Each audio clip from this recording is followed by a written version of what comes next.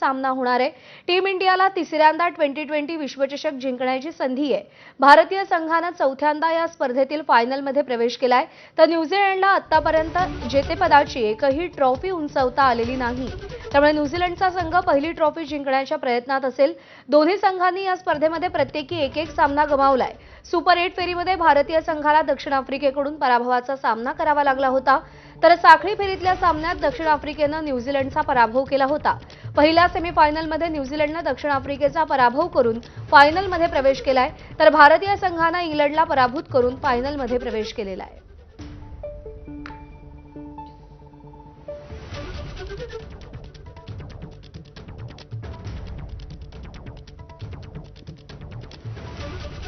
भारत आणि न्यूझीलंड यांच्यातील T20 मध्ये कोण किती सामने जिंकले आपण पाहूया।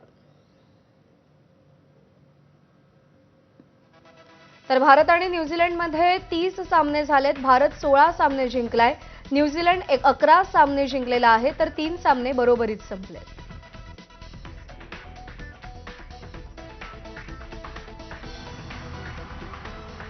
T20 विश्वचषकात भारत आणि न्यूझीलंडमध्ये आतापर्यंत कोण वरचढ ठरलंय त्यावरही एक नजर टाकूया।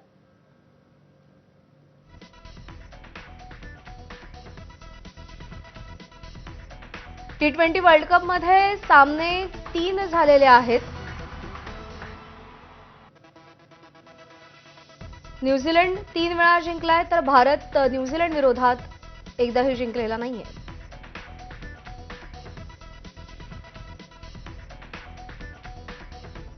तर भारत आणि न्यूझीलंडमध्ये वर्ल्ड कप मध्ये कोण वरचढ ठरलंय आणि कोण किती धावांनी किती विकेट्सने विजयी झाले, ग्राफिक्सच्या माध्यमातून एक नजर। 2007 मध्ये न्यूझीलंड 10 धावांनी विजयी झालाय। न्यूझीलंडनं 190 आणि भारतानं 9 बाद 180 धावा केल्या होत्या। 2016 मध्ये न्यूझीलंड 47 धावांनी विजयी झाला होता। न्यूझीलंड 7 बाद 126 तर भारत सर्व बाद 79 अशी अवस्था होती। 2021 मध्ये न्यूझीलंड 8 गडी राखून विजयी झाला होता। भारत 7 बाद 110 आणि न्यूझीलंड 2 बाद 111 अशी अवस्था होती।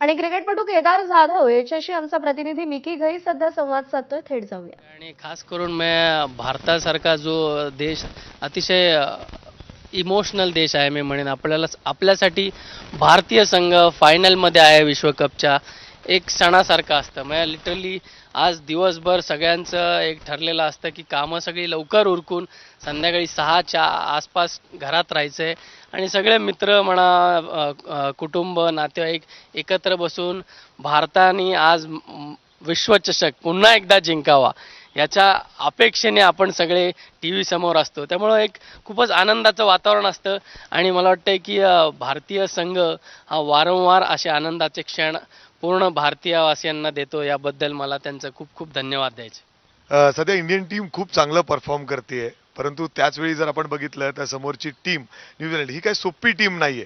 भारत टीमला कशा पद्धतीने परफॉर्म करावं लागेल, आज मोठी जबाबदारी कुणावर असेल असे वाटतं? मोठ्या सामन्यामध्ये महत्त्वाचं काय असतं की जबाबदारी अशी कुणा एकावर कधीच नसते, कारण हा सांघिक खेळ आहे। 11 जणांपैकी जो कोणी, आता आपण मागच्या सामन्यात बघितलं की अक्षर पटेलनी बॅटिंग त्याला आली नाही, बॉलिंगमध्ये एकच विकेट घेतली, पण ते 2 कॅच, त्या 2 कॅचनी तो सामना आपल्याकडे ठरवला। हे आपल्याला ते दिसून येतं, ज्या प्रकारे आपला कोच असेल, आपला कर्णधार असेल, त्या कॅच नंतर त्या दोघांनी जे सेलिब्रेशन केलं त्याच्यावरून कळतं की 2 कॅचनी सुद्धा तुम्ही सेमीफायनल सारखा सामना, मोठा सामना भारताच्या साईडने वळवू शकता। त्यामुळं आज जबाबदारी ही पूर्ण 11 जणांवर आहे। जे बाहेर 4 जण बसलेत त्यांच्यावर सुद्धा जबाबदारी आहे की 11 जण जे आत खेळत आहेत त्यांची माइंडसेट चांगला असला पाहिजे, त्यांना पाहिजे ते मिळालं पाहिजे। आणि खास करून मी खूप स्ट्रॉंग बिलीव्हर आहे मोमेंटम आणि रिदमचा। जे रिदम आणि मोमेंटम भारतीय टीमकडे आहे, मला वाटतं न्यूझीलंडकडे ते नाही आहे। न्यूझीलंडनी मागचा सामना सेमीफायनल 1 साइडेड जिंकला, त्याबद्दल दुमत नाही, पण त्यांच्या फलंदाजीमध्ये फिन ॲलननी मागच्या सामन्यात शतक केलं 33 चेंडूमध्ये। पण त्याच्या व्यतिरिक्त ग्लेन फिलिप्स आणि फिन ॲलन आणि थोड्याफार प्रमाणात टीम शेफर्ड हे तिघच जण आहेत ज्यांनी चांगली फलंदाजी केली आहे आत्तापर्यंत. सो मी जसं बघतो की न्यूझीलंड टीम ही चांगल्या बॉलिंगमुळे ते तिथपर्यंत पोहोचलेले आहेत. बॅटिंग वाईज जर का त्यांच्यावर प्रेशर टाकलं तर त्यांच्याकडे तेवढी डेप्थ नाही आहे. आणि त्यांचे जे बरेचसे क्रिकेटर आहेत ना न्यूझीलंडचे, आपण वर्षानुवर्ष बघत आलो आहे की ते थोडीफार बॉलिंग करतात, थोडीफार बॅटिंग करतात. असे प्युअर बॅट्समन म्हणा किंवा प्युअर बॉलर हे न्यूझीलंडने कधीच तेवढे हे केलेले नाही आहेत.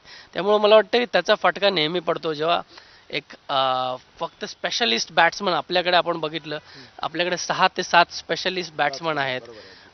त्याच्यातले 5 जण तर हमखास फॉर्ममध्ये आहेत, ज्यामध्ये संजू सॅमसन चांगल्या फॉर्ममध्ये आहे, ईशान किशन आहे, सूर्यकुमार आहे, हार्दिक आहे, शिवम दुबे आहेत. हे 5 जण हमखास फॉर्ममध्ये आहेत, ज्यांनी सिंगल हँडेडली एक तरी सामना या विश्वचषकात आपल्याला जिंकवला आहे. त्यामुळं 5 बॅट्समन फॉर्ममध्ये आणि कुठे 2 बॅट्समन फॉर्ममध्ये, हा तिथे फरक नक्कीच जाणवणार आज न्यूझीलंडला. ज्या मैदानावर, ज्या ग्राउंडवर ही मॅच होतीये, त्या ग्राउंड म्हणजे आता अर्थात तुम्ही खेळला असेल नसेलही, पण बघून जे तुम्ही ऐकताय, काय वाटतं बॅटिंग पिच आहे, बॉलिंग पिच आहे? कारण टॉस उडल्यानंतर कळेल पुढे कशा पद्धतीने ही रणनीती असणार आहे. T20चा फायनल असतो तेव्हा खास करून बॅटिंग पिचच असतं, कारण हाय स्कोरिंग गेम झाला पाहिजे, प्रेक्षकांचं पण मनोरंजन झाले पाहिजे. T20 फॉर्मॅट हा असा आहे, हा फॉर्मॅट आहे जो एक्सप्लोजिव्ह, म्हणजे लोक आजकाल सिनेमा कमी बघतात पण T20चा सामना बघायला त्यांना जास्ती मजा येते. कारण 3 तासामध्ये तुम्ही एक सर्वात महत्त्वाचं निसर्गामध्ये ग्राउंडमध्ये असता, तुम्ही फ्रेश एअर असता आणि भारताचा सामना तुम्ही बघता तेव्हा देशासाठी ज्या मॅच तुम्ही बघत असता. प्रत्येकाचे, आपण सगळेजण लहानपणापासून क्रिकेट खेळलेलो असतो, प्रत्येकाची इच्छा असते की क्रिकेट खेळावं, पण सगळ्यांना ती संधी मिळत नाही. पण ॲटलिस्ट तो सामना अनुभवायचा आहे प्रत्येकाला एक स्वप्न असतं, आणि ते स्वप्न मला वाटतं आज बऱ्याच जणांचं सकारात्मकदृष्ट्या साकार होईल. वा. त्याचबरोबर स्कोअर काय असावं या ग्राउंडवर? एकदम तर ह्या बातचीतीनंतर आपण थेट दादरच्या शिवाजी पार्क मैदानामध्ये जाऊयात. आपले प्रतिनिधी सचिन गाड